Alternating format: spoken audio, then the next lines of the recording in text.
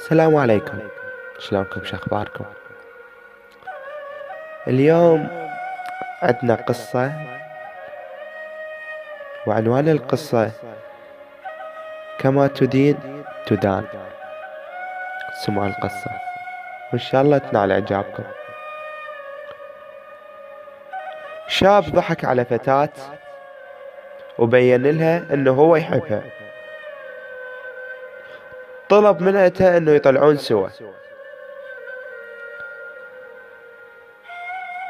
فمن طلب منها يطلعون سوا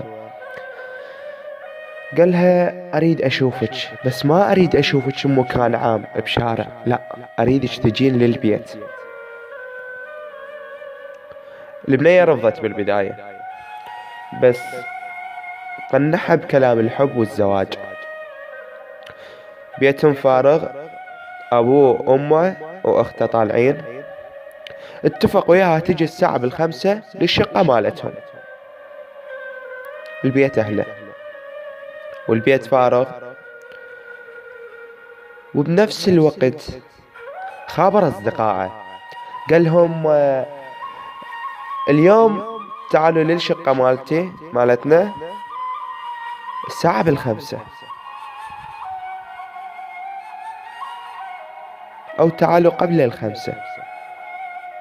المهم اجوا اصدقائه قبل الساعة 5، قعدوا بالبيت. قال لهم انه انا اتفقت ويا ابنية وراح اجيبها، واريدكم تتونسون وياها.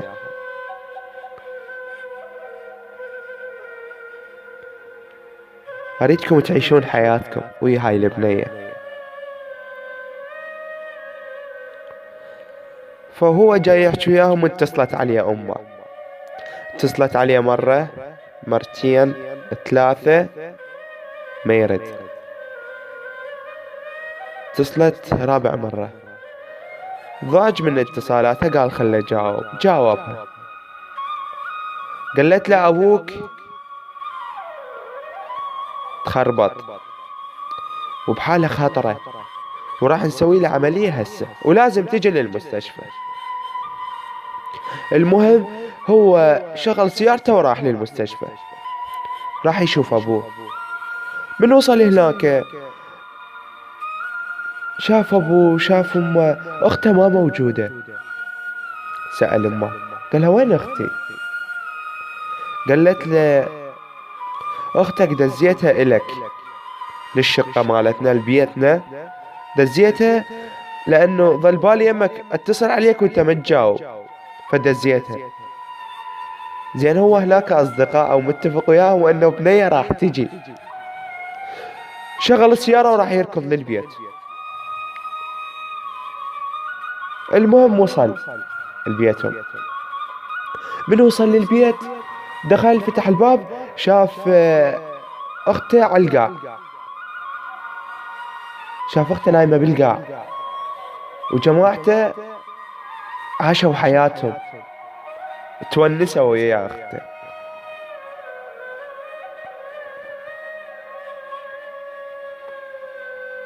والبنية ما اجت.